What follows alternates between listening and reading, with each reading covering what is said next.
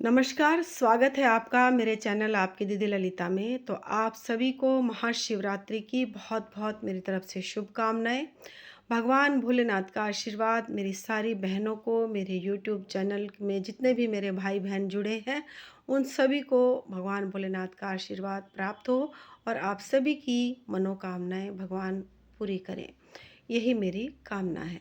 तो आपको मैं बताती हूँ कि कल जब आप भगवान भोलेनाथ के मंदिर में जाएँ, तो आप 1 माला का जाप ओम नमः शिवाय का अवश्य करें। 1 का तो करें ही, यदि ज़्यादा आपको जैसे भीड़ होती है जैसे मंदिरों में, लेकिन अगर कोई ऐसी जगह मिल जाए आपको कि आप बैठकर आराम से जप कर सकें, तो आप अवश्य ही 5 माला का जाप अवश्य करें। नहीं तो आप खड़े ही खड़े चाहे 1 माला का जाप भगवान भोलेनाथ के समक्ष ज़रूर खड़े होकर करें और रुद्राष्टकम का पाठ करें। नमामि शमीशा निर्वाण रूपम, ये आप पाठ अवश्य करें। अपनी मनोकामना बोलें, अपने अपराधों की क्षमा याचना करें। यदि महामृत्युंजय का मृत्युंजय पर का जाप करते हुए ये रुद्राभिषेक का करने का अगर मौका मिल जाए, तो इसे भी अवश्य ही करें। नहीं तो अपनी मनोकामना बोलकर आप ये कार्य जैसे माला का जाप वगैरह अवश्य ही कर सकते हैं। और नीले काले वस्त्रों का परहेज़ रखें, मैंने आपको पहले भी वीडियो में बताया है।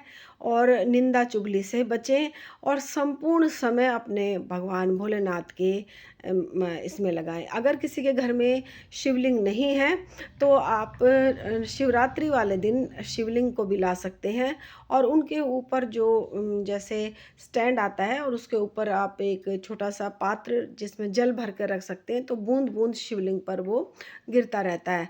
तो आप वो भी लाकर रख सकते हैं। और जैसे आपके पास शिव पंचायत बोलते हैं, जैसे नंदी जी हैं, गोरा जी हैं और फिर कार्तिकेय जी हैं, गणपति जी हैं, तो इस तरह से भी आपको अगर मिल जाए जैसे शंकर भगवान के शिवलिंग के साथ, तो इस तरह से भी आप शिव पंचायत भी घर में स्थापित कर सकते हैं। किसी भी तरह का संशय मन में ना रखें कि हम ये शिवलिंग को घर में रख सकते हैं, ना रख सकते। ये आप बिल्कुल अपने मन में से संशय को निकाल दीजिए।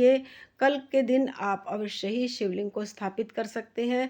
आप नर्मदेश्वर शिवलिंग को स्थापित कर सकते हैं या किसी पत्थर या पाषाण के हैं तो उनको भी रख सकते हैं। पारद के शिवलिंग को भी आप रख सकते हैं, स्फटिक के शिवलिंग को भी आप रख सकते हैं।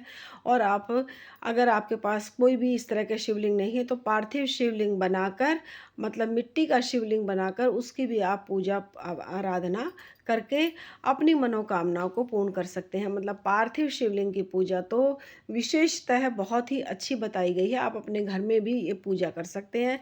पार्थिव शिवलिंग जब बनाएँ तो थोड़ा-सा गंगा जल मिला के और आप अच्छे मतलब शुद्ध तुलसी का गमला की मिट्टी ना लेकर अच्छी मिट्टी ले लें आप शुद्ध, और फिर उसको थोड़ा-सा अच्छे से आटे की तरह गूँध के और फिर आप शिवलिंग का निर्माण करें। नीचे बेलपत्र रख दीजिए या ओम बनाकर आप उसमें शिवलिंग का निर्माण करें। फिर आप उस पर दूध, दही, घी, शहद, शक्कर चढ़ाकर अभिषेक करके भगवान को जनेऊ चढ़ाएँ, फिर उन्हें टीका लगाएँ। आप अष्टगंध लगा सकते हैं, आप सफ़ेद चंदन की भी वो कर सकते हैं। आप उस दिन सारी चीज़ें भगवान भोलेनाथ पर चढ़ाकर जो चीज़ें इन पर वर्जित हैं, वो सब चीज़ें चढ़ा सकते हैं आप। माँ मैना ने अपने जब भगवान भोलेनाथ के स्वागत किया था, तो उनको वो सब चीज़ें चढ़ाई गई थी, जो चीज़ें वर्जित हैं। मैंने आपको पहली वीडियो में सब बताया हुआ है। तो इस तरह से आप चढ़ाएँ, फिर गौरा जी को भी आप शिवलिंग बना रहे हैं तो आपने गौरा जी नहीं बना रखी, तो आप मिट्टी की गौरा जी भी बना सकते हैं, छोटी-सी, नहीं तो सुपारी रूप में भी आप गौरी माँ का वो करके निर्माण करके, या हल्दी से भी बना सकते हैं आप, चावल के आटे से भी बना सकते हैं, मिट्टी से भी बना सकते हैं, गाय के गोबर से भी बना सकते हैं गौरा जी। और फिर आप उन्हें वस्त्र 16 श्रृंगार अवश्य चढ़ाएँ। 2 सिंदूर की डिब्बी ले लें। एक 16 श्रृंगार में जो सिंदूर की डिब्बी होगी उसको आप दान कर सकते हैं, सुहागनों को भी दान कर सकते हैं, मंदिर में भी दान कर सकते हैं। कुछ अपने लिए रख लें, कुछ दान कर दें।